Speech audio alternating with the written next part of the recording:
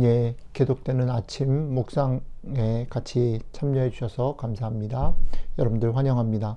오늘도 계속 이어서 민수기 7장 1절부터 10절 말씀 같이 읽고 묵상 나누도록 하겠습니다. 읽겠습니다. 모세가 장막 세우기를 끝내고 그것에 기름을 발라 거룩히 구별하고 또 모든 기구와 제단과 그 모든 기물에 기름을 발라 거룩히 구별한 날에 이스라엘 지휘관들 곧 그들의 조상의 가문의 우두머리들이요 그 지파의 지휘관으로서 그 계수함을 받은 자의 감독된 자들이 헌물을 드렸으니 그들이 여호와께 드린 헌물은 덮개 있는 수레 6대와 소 12마리이니 지휘관 2사람의 수레가 하나씩이요 지휘관 1사람의 소가 1마리씩이라. 그것들을 장막 앞에 드린지라. 여호와께서 모세에게 말씀하여 이르시되 그것을 그들에게서 받아 레위인에게 주어 각기 직임대로 회막 봉사에 쓰게 할지니라.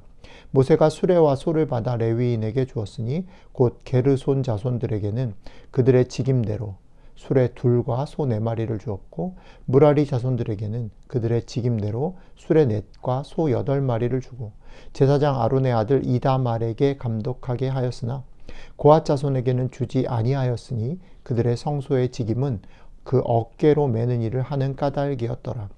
제단에 기름을 바르던 날에 지휘관들이 제단의 봉헌을 위하여 헌물을 가져다가 그 헌물을 제단 앞에 드리니라. 아멘. 오늘과 내일 나누어서 묵상할 7장, 민수기 7장은 이제 완성된 성막에서 12지파의 감독들이 예물, 헌물을 드리는 모습을 소개하는 이야기를 담고 있습니다. 오늘은 그 전반부의 이야기로 지파의 감독들이 헌물한 것을 레위인에게 주어 회막 봉사에 쓰게 하라는 명령과 그 명령에 따라 헌물을 받고 그것을 레위 지파에 분배하는 그런 장면입니다. 본문이 보여주는 헌물의 내용들의 특징은 그것이 직접적으로 성막에서 사용되는 것들을 바친 것이 아니라 그것은 이제 아마 내일 우리가 읽게 되는 부분일 것 같고요. 그것을 운반하기 위한 도구들을 드렸다라는 겁니다. 소와 수레가 그 내용이죠. 그리고 그것은 레위인에게 그들의 직임대로 나누어졌습니다. 오늘 본문이 보여주는 헌물을 드리는 것과 그것을 레위인에게 분배하는 과정 가운데 특징적인 것은 2가지라고 보여지는데요. 첫 번째는 헌물을 드림에 있어서 12지파를 대표하는 지도자들이 동일한 분량, 그러니까 소는 1인당 1마리, 수레는 2이 합쳐서 하나를 드렸다는 점입니다. 1차적으로 생각해 보는 건 각 지파의 대표들이 드렸다라고 말할 때 그 대표는 개인이 아니라 그 지파 전체를 대표하는 것이죠.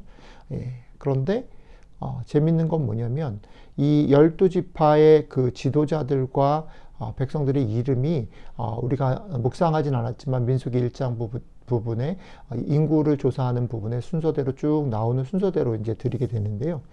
이 12지파의 그 숫자와 규모들이 사실 다 다르거든요. 그런데 오늘 하나님께서 이것들을 드리라고 얘기하실 때에 규모와 능력과 상관없이 헌물을 드리는 일에 있어서는 똑같이 어느 지파나 소 1마리와 수레의 반을 감당하도록 해서 드렸다는 겁니다. 더 들여서 우쭐하거나 덜 들여서 주눅이 들지 못하게 그것을 내가 싫어한다라고 얘기하시는 것이죠. 생각해 볼 필요가 있는 것이 우리가 무언가를 우리의 삶이나 시간이나 돈이나 이런 것을 하나님께 드리고 헌신한다 할 때에 가져야 되는 되게 중요한 원칙 같습니다. 그것은 무엇이냐면 이것이 하나님께 드려진다라고 말할 때 우리는 이렇게 오해할 수 있습니다. 내가 이것을 함으로, 내가 이것을 기여함으로, 내가 이것을 드림으로 그것이 교회나 하나님의 나라를 위해서 사용되어지는, 그러니까 마치 하나님이 그것을 필요로 하시는 것처럼 오해할 수 있고, 또 내가 그것을 드림으로 하나님이 나에게 축복하실 것을 기대하면서 혹은 내가 그것을 드리지 않으면 하나님이 나에게 벌하실 것을 두려워함으로 헌신을 할 수 있는데 그러지 말라는 것이죠. 헌물을 드리는 것, 헌금하는 것, 헌신하는 것은 기본적으로 하나님의 필요나 하나님께 인정받기 위한 것이 아니고 하나님께서 우리에게 기회를 주시는 것이다라는 겁니다. 그러니까 기꺼이 자원하는 마음으로 그것을 복으로 여기면서 감당할 만큼 그렇게 드리는 것이 맞습니다. 그리고 그러기 때문에 그것이 그 정신을 살리기 위해서 오늘 하나님께서는 똑같이 규모와 능력과 상관없이 똑같이 지파가 똑같이 드리도록 했다는 겁니다. 내일은 그 부분이 더 명확하게 나타날 것인데요. 똑같이 드리도록 했습니다. 그 다음에 두 번째 특징은 뭐냐면 레위 자손에게 그것을 받은 것을 분배할 때에 중요한 원칙이 하나 있는데 그게 뭐냐면 그들의 직임대로 분배하였다는 겁니다.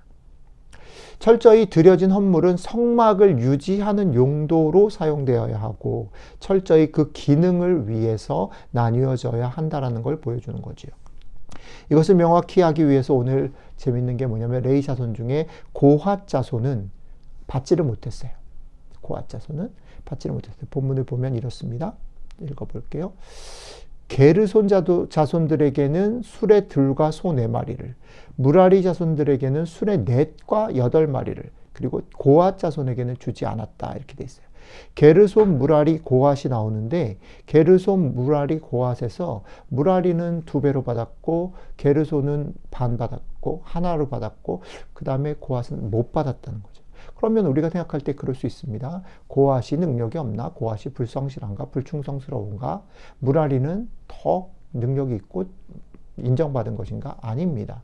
기준이 있는데 그게 뭐냐면 어떤 자손에게 주고 안 주고 더 많이 주고 안 주고를 결정하는 것이 직임대로라는 것이죠. 고핫 자손이 못 받은 이유는 명확합니다. 그들이 수레와 소가 필요 없기 때문에 그들은 어깨에 메고 가는 직임을 받았기 때문에 필요 없기 때문에 안 받은 것입니다. 안 준 것입니다. 성막을 섬기는 일에 각각의 부르심대로 섬기고 섬김의 필요를 위한 도구들이 그들에게 주어졌다라는 것이죠. 자, 그러면 이것이 지금 여기를 사는 우리들에게는 무엇을 보여줄까요? 우리는 교회 안에서 공동체의 유지를 위해 헌금을 드립니다. 그렇죠? 교회를 유지하기 위해서는 헌신이 필요하고 수고가 필요하고 희생이 필요하고 또 헌금이 필요합니다. 물질이 필요합니다.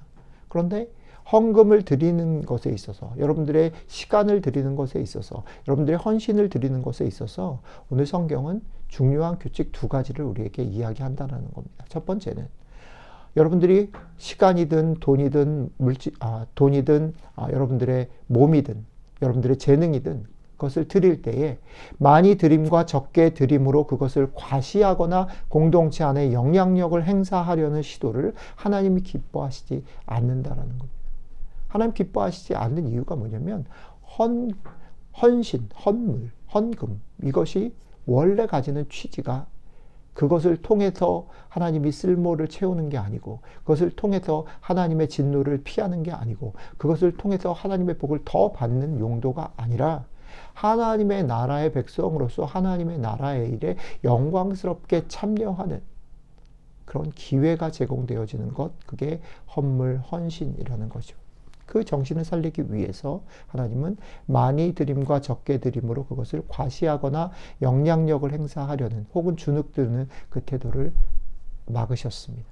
두 번째는 드려진 헌금을 사용하는 데 있어서 일단 사역자들은 이것을 알아야 됩니다. 뭐냐면 이게 내가 능력이 있기 때문에 내가 존경을 받을 만하고 내가 돈을 받을 만하기 때문에 받는 것이 아니고 이 헌물은 철저히 공동체를 세워나가는 일에 부름받은 직임대로 제공되어야 하고 사용되어야 한다는 것을 기억해야 합니다. 그래서 이 헌금을 내는 것만 강조해야 되는 게 아니라 헌금이 어떻게 사용되어져야 하는지가 사역자들뿐 아니라 전 성도들이 정신을 차리고 지혜를 가지고 잘 사용되어지는지를 주시해야 한다라는 겁니다.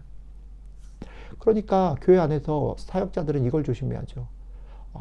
무언가를 많이 받는다, 사례를 많이 받는다, 혹은 적게 받는다라는 것을 가지고 담임 목사는 또 부교육자들은 이렇게 돼서는 안 된다라는 것입니다. 그것은 그 사람의 경력과 직위를 가늠하는 기준이 되어서도 안 되고 반대로 직위와 경력에 의해서 헌금이 주어져서는 안 됩니다. 그 사람이 감당해야 될 일을 감당할 수 있게 하기 위한 도구가 1차적으로 되어야 한다라는 것이죠.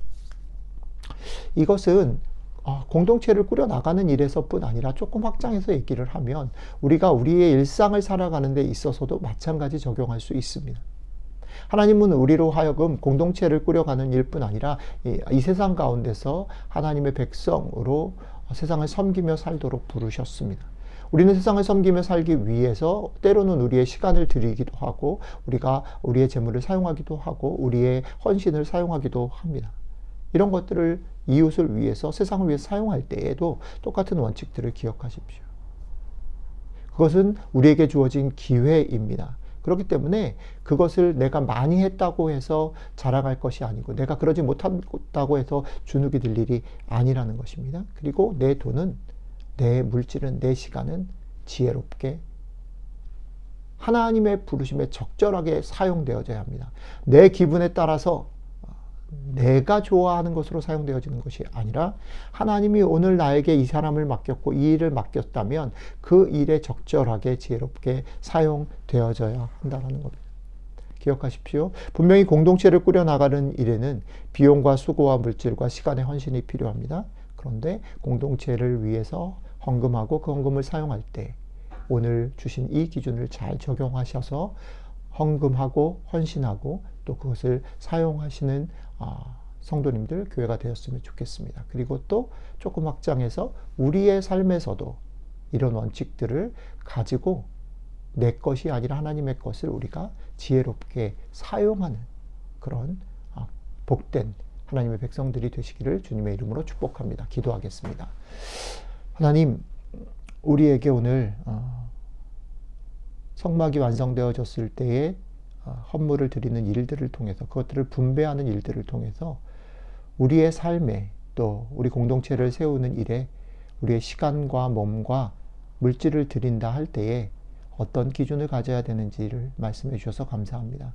이 기준을 가지고 오늘 하루 우리에게 맡겨주신 일들 지혜롭게 겸손하게 감당하는 저희들이 될 수 있도록 도와주십시오. 감사드리며 우리 주 예수 그리스도의 이름으로 기도드렸습니다. 아멘.